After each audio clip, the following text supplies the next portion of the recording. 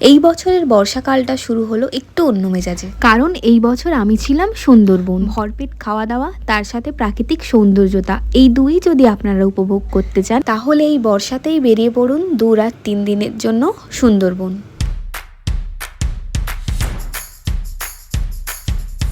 এখন বাজে 4:45, আমি রেডি হয়ে গেছি, গাড়িতে করে যাবো। গাড়ি এসে গেছে বাইরে, গাড়ি থেকে নেমে এখন আমরা চলে এসেছি শিয়ালদা স্টেশন। যাবো হচ্ছে ক্যানিং, আর ওখান থেকে ওনাদের অটো আমাদের ক্যাব করবে ক্যানিং টু ক্যানিং।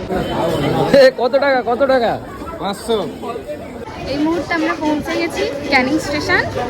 এখান থেকে আসলে আমাদের অটো থেকে নেমে যাচ্ছি, নিচে নেমে গেছি, মানে অটো থেকে নেমেছি, হেঁটে হেঁটে যাবো ওইদিকে।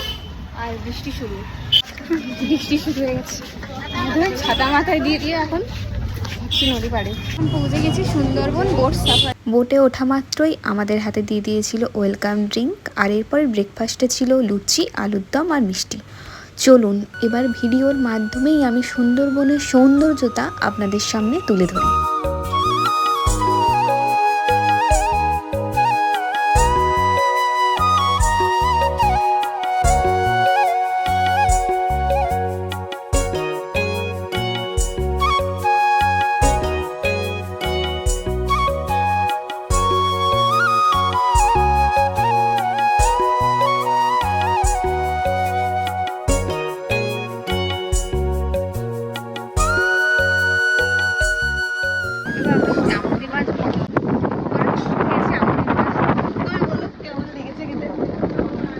মোটামুটি আমিও তো মাছ খাইনি, ফালতু টেস্ট এখন চলবে।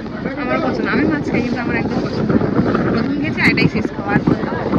এতটা পরিমাণে হাওয়া হচ্ছিল যে আমাদের বোটের লাইফ জ্যাকেটটা খুলে নদীর জলেই পড়ে গেছিল। আমরা গোসাবাতে নেমে গেছি, পেছনে এইটা হচ্ছে আমাদের লঞ্চ।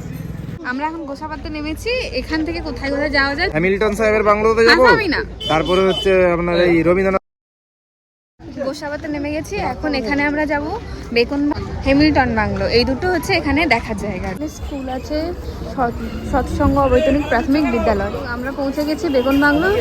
এবার হচ্ছে ভেতরে 10 টাকা এখানে টিকিট নেই, দিয়ে আমরা ঢুকেছি বেকন বাংলো। ওই যে বসে আছে কবিগুরু এবং হ্যামিল্টন সাহেব, স্যার ড্যানিয়েল হ্যামিল্টন। সুন্দরবন কৃষকদের অর্থনৈতিক মুক্তি ও সমবায় ব্যবস্থা গড়ে তোলার যখন উদ্যোগ নিয়েছিলেন, এতে করে কবিগুরু মুগ্ধ হয়ে 1932 সালে সুন্দরবনে এসে হ্যামিল্টন সাহেবেরই তৈরি করা অতিথিশালায় কিছুদিন থাকেন, যেটাই এখন পরবর্তীকালে নাম হয়েছে বেকন বাংলো। প্রথম দিন আমাদের লাঞ্চে ছিল ডাল, ঝুরি আলু ভাজা, ইলিশ মাছের মাথা দিয়ে লাউ শাক, সর্ষে পাবদা, ইলিশ মাছের পাতুরি, আর শেষ পাতে ছিল চাটনি পাঁপড়। যত ভেতরে যাচ্ছি একটা জিনিস লক্ষ্য করছি, এখানে যানবাহন বলতে নৌকার ওপরেই নির্ভরশীল। যেরকম এখানে স্কুল যাওয়ার জন্য বাচ্চারা নৌকাই ব্যবহার করে। এখন আমি চলে গেছি একদম লঞ্চ যেখানে চালাচ্ছি, ওদের সঙ্গে আমি বললাম একটুখানি আমিও চালাবো। ছোট কিন্তু ওই চালাচ্ছে এই লঞ্চটা। এখন লঞ্চ চালাচ্ছে ম্যাডাম, সবাই দেখো লঞ্চ চালাতে এখন ব্যস্ত আমাদের ম্যাডাম। ঠিক আছে, হাই করে দাও সবাইকে।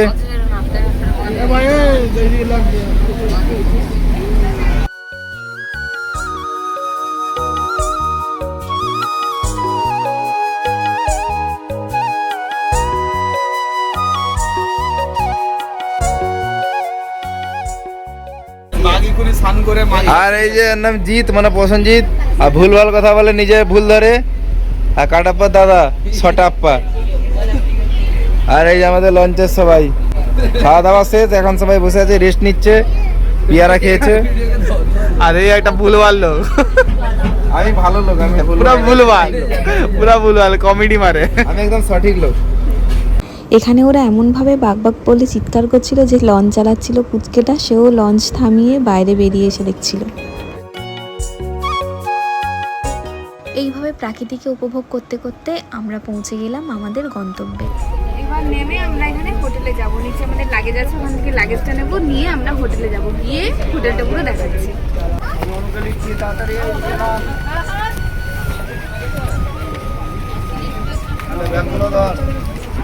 আপনজন রিসর্ট, এই রিসর্টটাতে আমাদেরকে থাকার জন্য দেওয়া হয়েছে। শুকনা মাছ, বৃষ্টিও শুরু হয়ে গেল। এই হলো হোটেলের ভেতরের পরিবেশটা, আর আমাদের রুম দিয়েছে ওই যে ওপরে 3 তলা। এই হলো আমাদের রুম, ডবল বেডের রুম, একটা জানালা, এখানে একটু সুইচ, আর এইদিকেও একটা জানালা আছে, এইভাবে ভিউ দেখা যায় খুব সুন্দর। আর সাইডেও একটা জানালা আছে আমাদের এখানে। আর এই হচ্ছে সামনে আয়না হচ্ছে। তো এবারে বসবো সকাল থেকে, এবারে হচ্ছে ফ্রেশ হবো, স্নান করবো আর ফোনটাকে চার্জে দেবো, তারপরে সন্ধ্যেবেলা দেখা হচ্ছে। সন্ধ্যাবেলা ইভিনিং স্ন্যাক্সে আমাদের দিয়েছিল চাউমিন আর তার সঙ্গে কফি। আমরা আসার পরে ঝুমুর নাচ হচ্ছিল, কিন্তু এত ক্লান্ত হয়ে গেছে আমি ঝুমুর নাচ দেখতে পাই না। এসে চাউমিন দিল, কফি খেলাম, তারপরে এখন আমরা যাচ্ছি মার্কেটের দিকে কিছু কেনাকাটা করতে। সন্ধ্যাবেলা মার্কেটে বেরিয়েই দেখি অন্ধকার, যদিও বা 2-3 মিনিট পরে কারেন্ট চলে এসেছে। দু সাইডের দোকানে এত সুন্দর সুন্দর সূক্ষ্ম হাতের তৈরি জিনিস, এইগুলো দেখে মনে হচ্ছিল টাকা দিলেও এই পরিশ্রমের মূল্য কখনোই দিতে পারবো না। আমি একজনের ব্লগে দেখেছিলাম যে এটা দেখাচ্ছিল এরকম ফ্রিজ ম্যাগনেট, ওই জন্য আমি দেখে রেখেছি যে আসলে আমি এই টাইপেরই ফ্রিজ ম্যাগনেট কিনবো। এটাই খুব সুন্দর, কাঠের তৈরি। এটা কি ঘোড়া, সূক্ষ্ম কাঠের হাতের কাজ করা। এই ঘাটটাতে এসে বোট দাঁড়িয়েছিল আর এখান থেকে 1.5-2 মিনিট হেঁটে আমাদের হোটেল। ঝুমুর নাচ শেষ বলেছিলাম, তাই আমরা চাউমিন খেয়ে চলে গেছিলাম। ঢুকছি আবার দেখি না, আবার ঝুমুর নাচ চলছে, দেখাচ্ছি আপনাদের।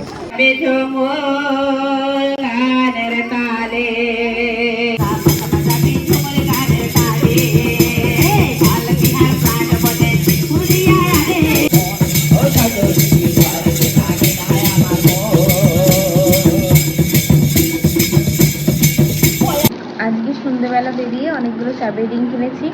এই দুটো চাবির রিং, বাঘের হচ্ছে চাবির রিং। দুটো কেন কিনেছে জানি না, ঘরে রাখবে কি করবে।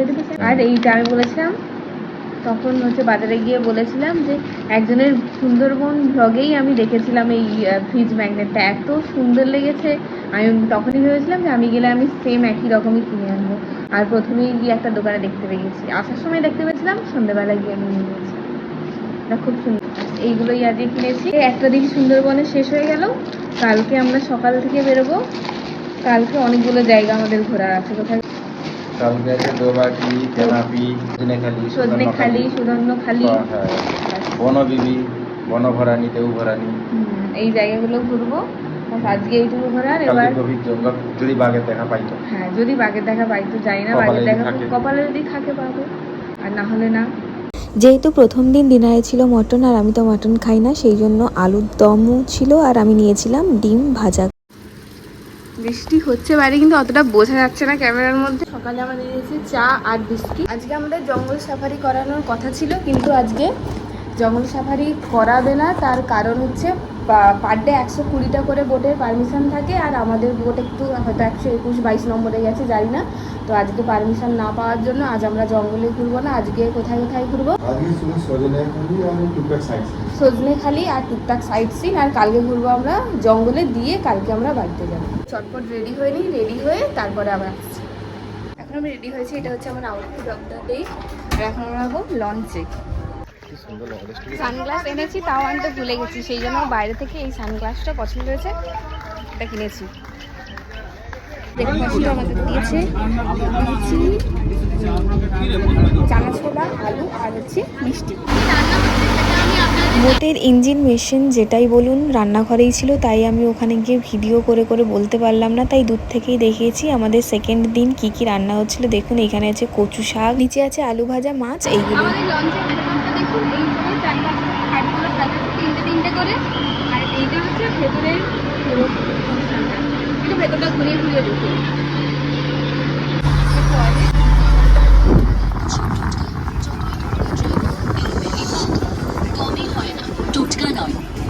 এই যে কাল হচ্ছে আমাকে শেখাচ্ছিল যে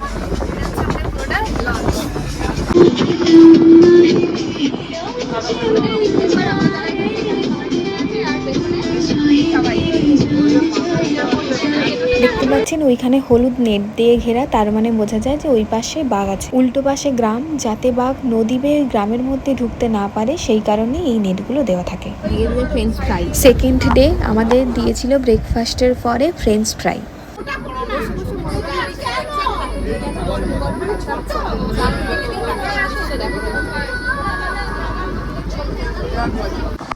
এই মুহূর্তে আমরা নেমে গেছি। আমরা আবার লোকনাথ দেবের মন্দিরে। এই মন্দিরে যাওয়ার রাস্তায় ধারে ধারে অনেকগুলো দোকান। বলি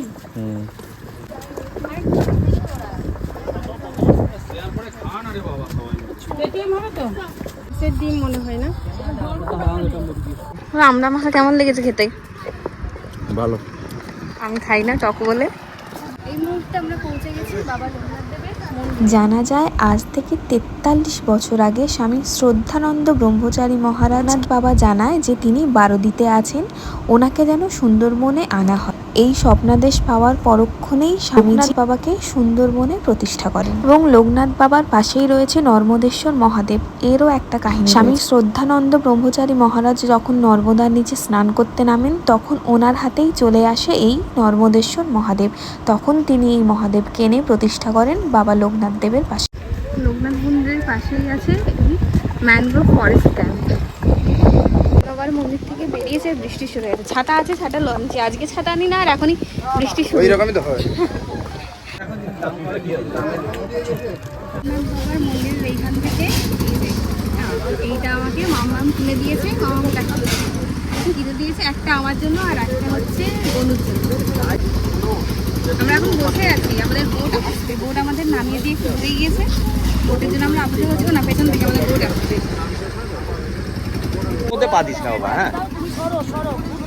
সেকেন্ড দিন আমাদের লাঞ্চে ছিল ডাল, আলু ভাজা, ইলিশ মাছের মাথা দিয়ে কচু শাক, বেগুন, ইলিশ, আর ছিল আমার সব থেকে ফেভারিট চিংড়ি মাছের মালাইকারি। আর শেষ পাতে তো অবশ্যই চাটনি আর পাঁপড়। দুদিনই খাওয়ার পরে ছিল ফল, আজকে ছিল মৌসুমী লেবু, আর আগের দিন ছিল পেয়ারা, যেটা আমার ভিডিও করতে একদমই মনে ছিল না।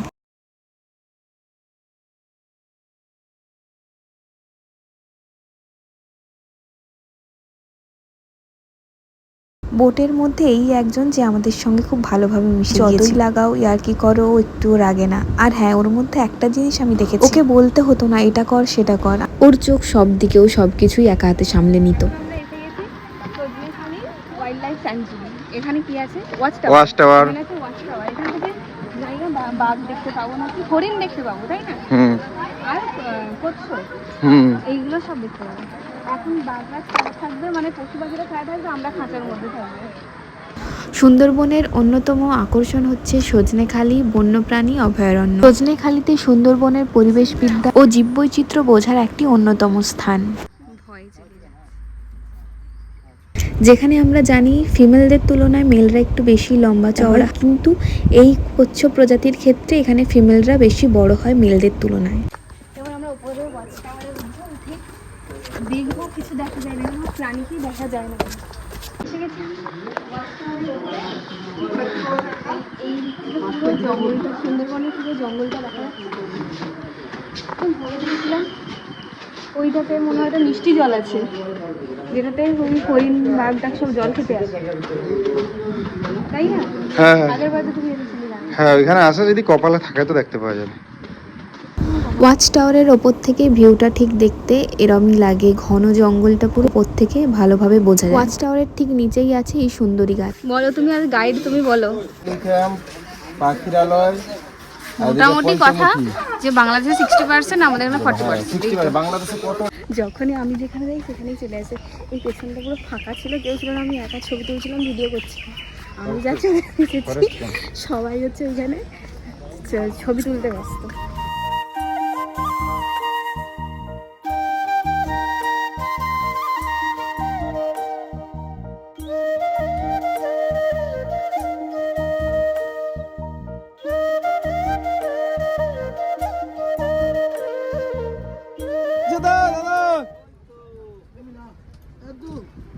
মামা মামা মামা বলে বাংলা সবাই।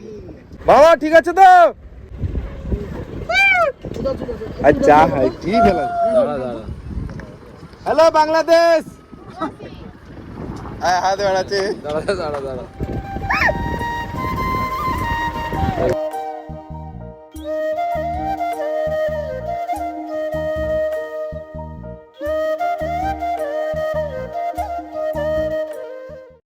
রুমে এসেছি, ফ্রেশ হয়ে সবাই বসেছি যে একটু হাওয়া খাবো ফ্যানের, আর দেখলাম কারেন্ট চলে গেছে। ভাগ্যিস আমি সঙ্গে করে এনেছিলাম আমার এই মিনি ফ্যানটা, এটা এখন কাজে দিচ্ছে। মিনি পার্ক থেকে আসার সময় আমি একটা চপস্টিক কিনেছি, একটা একটা মানে এক জোড়া। এই যে চপস্টিকটা, এটাতে খাওয়া প্র্যাকটিস করবো। অনেক দিন থেকে ভেবেছিলাম প্র্যাকটিস করবো, এবার শুরু করবো। এটা কিনেছি, দুটো নিয়েছে 50 টাকা। আর একটা ছিল পুরো সেট, তার মধ্যে 10 জোড়া ছিল, মানে 20টা ছিল, সেটার দাম ছিল 100 টাকা। কিন্তু অতগুলো নিয়ে কী করবো, সেই জন্য নিয়েছি এই দুটোই। সন্ধ্যাবেলা আমাদের ইভিনিং স্ন্যাক্স চলে এসেছে। এখানে হচ্ছে চিকেন পকোড়া আর হচ্ছে কফি। সুন্দরবনে এসে একটা জিনিস দেখেছি, মানে খাওয়া দাওয়ার কোনো কমতি নেই, সবসময় ভরপুর খাওয়া দাওয়া হতেই থাকে। লোকনাথ বাবার মন্দিরের ওখানে যে কাঁকড়াটা দেখেছিলাম ওখান থেকেই কেনা হয়েছিল। হোটেলের বাইরে এখানে অনেকেই আছে যাদেরকে বললে তারা রান্না করে দেবে, তো আমরা ওখান থেকেই রান্না করিয়েছিলাম। ব্যাপারটা হচ্ছে ঝালও লেগেছে, ভালো লেগেছে, কী করবো বুঝতে পারছি না।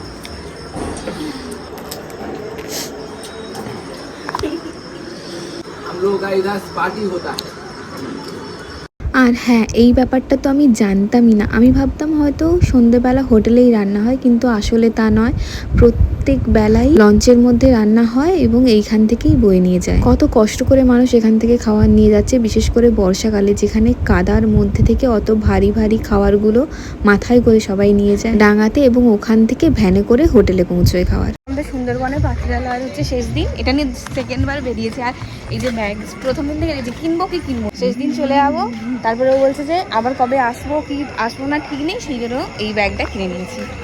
এটা লেখা আছে একদিকে ওয়েলকাম টু সুন্দরবন পাখিরালয়, আর একটা সাইডে যেখানে বড় বড় করে লেখা আছে ইলিশ উৎসব, সুন্দরবন ইলিশ উৎসব। ইলিশের সন্ধ্যাবেলা আমাদের হোটেলের বাইরে ভিউ, সবাই এখানে বসে আছে গল্প করছে, কালকে সবাই বাড়ি চলে যাবে। রাতে আমাদের ডিনারে ছিল ফ্রাইড রাইস, তার সঙ্গে চিকেন স্যালাড যেরম থাকে, আর পটল আলুর তরকারিটাও করা হয়েছিল, কারণ অনেকে তো ফ্রাইড রাইস খায় না, অনেকে ভাত খাচ্ছে, সেই কারণে পটল আলুর তরকারিটাও ছিল। আমরা বেরিয়ে পড়ছি, আজকে আমাদের হোটেল ছাড়ার কথা, আমরা তাই বেরিয়ে পড়ছি একদম লাগেজ টাগেজ দিয়ে। যেহেতু কাল জঙ্গল সাফারি হয় না, তাই আজকে হচ্ছে আমাদের জঙ্গল সাফারি হবে, তারপরে আমরা বাড়ি ফিরে যাবো। পেছনে আমাদের রিসর্টকে টাটা বললে আমরা এগিয়ে যাচ্ছি। তাই তুমি ভিডিও করো। ওকে আমরা বিস্কিট দিয়েছিলাম, তাই ও দাঁড়িয়ে দাঁড়িয়ে খাচ্ছে। লাস্ট দিন আমাদের ব্রেকফাস্টে ছিল লুচি আর ছোলার ডাল। এই প্রথম আমার এই তরকারিটা একদমই পছন্দ হলো না, আর টেস্টও একদম ভালো ছিল। তারপরে দিয়েছিল এই ডিম সেদ্ধটা। সুন্দরবনের মানুষেরা সত্যি কত কষ্ট করে তাদের জীবন অতিবাহিত করে। কেউ মাছ ধরে, মধু সংগ্রহ করে, এইগুলোই ওদের জীবন। এবার এখান থেকে আমাদের লঞ্চের গাইড উঠে পড়েছিলেন।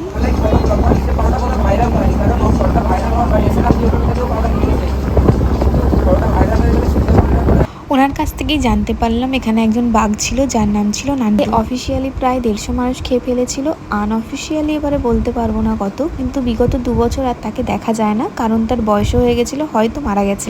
এরপর একটু বেলার দিকে আমাদের দিয়ে দিয়েছিল ভেজ পকোড়া আর তার সঙ্গে চা। এরপর আমরা প্রায় পঞ্চমুখী নদীর কাছাকাছি পৌঁছে গেছি, কিন্তু ওখানে আমি ভিডিও করতে ঠিক মতো পারলাম না, কারণ ঢেউ অতটা হয়তো নেই, অল্প, কিন্তু ওই ঢেউটার মধ্যেই আমার প্রচণ্ড মাথা ঘোরাচ্ছিল, যার জন্য ওখানে আর ভিডিওই করা হলো না। আমরা পৌঁছে গেছি দোবাকি। এখানে চারপাশটা এরকম নেট দিয়ে ঘেরা, সেফটি। আর আমরা চলছি এখন এখানে, আমরা যে মানুষরা ছাড়া চারপাশে।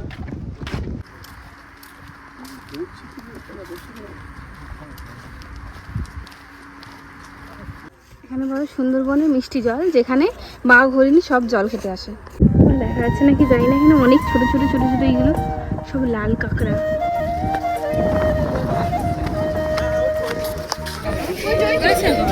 একটু সাইডে হরিণ দেখতে দেখলাম, দুটো হরিণ ইয়ে আছে। এই তো বাহ, উঠে আসবে না? এই তো ভিডিও করছি। এই তো তাকাও, তুমি বলো কিছু, এদিকে দেখো, তুমি বলো কিছু। কি বলবো, আর ডাকছি উঠে আসছে না তো। সুন্দরবনে গেলে আপনারা দেখতে পাবেন বিভিন্ন স্থানে এইভাবে বনবিবির মন্দির করা। ওখানকার মানুষেরা এটা মনে করেন যে জঙ্গলে যাওয়ার আগে যদি বনবিবির কাছে পুজো দেওয়া যায়, জঙ্গলের বিভিন্ন বিপদ থেকে বনবিবি সবাইকে রক্ষা করবেন। শেষ দিন ছিল আমাদের স্পেশাল আইটেম ইলিশ মাছের বিরিয়ানি, এবং হ্যাঁ, অবশ্যই তার সঙ্গে চিকেন। আমার যতদূর মনে হয় ইলিশ মাছের বিরিয়ানিটা সম্ভবত সবাই সুন্দরবনে এসেই প্রথম খেয়ে থাকে। ইনি আমাদের সব কাজেই এক্সপার্ট। একটু সময় লঞ্চ চালানো শিখে আমাদের ক্যাপ্টেন দাদাকে টেস্ট দিচ্ছেন। বনবিবির মন্দির। এখন আমরা পৌঁছে গেছি সুদর্ণখালি। এখানে হচ্ছে ওয়াচ টাওয়ার দেখবো বলে। এখানে কি বাঘ দেখা যাবে? দেখা যাক কি হয়, বাঘ দেখা যাবে নি হয়তো, কপালে থাকলে হবে। আমি বাঘ দেখবো বলে ভাবিও না, দেখতে পারলে ভাগ্য, না হলে না। পাঁচটা এইটা থেকে উপরে হচ্ছে আমরা উঠবো। সুন্দরবনের অন্যতম জনপ্রিয় আকর্ষণ হচ্ছে সুদর্ণখালি ওয়াচ টাওয়ার। ভাগ্যে থাকলে এই ওয়াচ টাওয়ার থেকেই রয়্যাল বেঙ্গল টাইগার, হরিণ এইগুলো সব দেখা যায়। আর হ্যাঁ, এখানে কিন্তু ইউজ অ্যান্ড থ্রো বোতল ইউজ করা যাবে না। বারবার বলা সত্ত্বেও এখানে আমাদের লঞ্চ থেকে কেউ নেমেছিল, তাই এখানে ফাইন করে দিয়েছিল। এখান থেকে আমাদের লঞ্চে খাওয়ার জলগুলো নেওয়া হয়। আর কিছু সময়ের মধ্যেই পৌঁছে যাব সোনাখালী ঘাট। এতটাই রোদ যে আমি ছাতা ফুটিয়ে বসে আছি।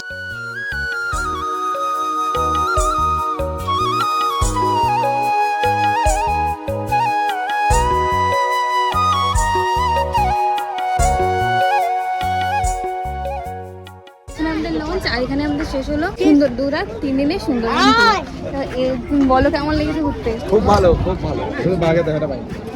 এই হচ্ছে মুখ দেখাবে না, যাই হোক তুমি বলো কেমন লেগেছে? খুব সুন্দর। খুব ভালো, কিন্তু বাঘের দেখা পেলাম না। আমি ভিডিওর শুরুতে বলেছিলাম আমার ভাগ্যে তুই বাঘ দেখতে, বলো না। কিন্তু হরিণটা দেখতে পেয়েছি, এটা দেখেই মনে শান্তি। দেখা হচ্ছে আবার পরে, টাটা।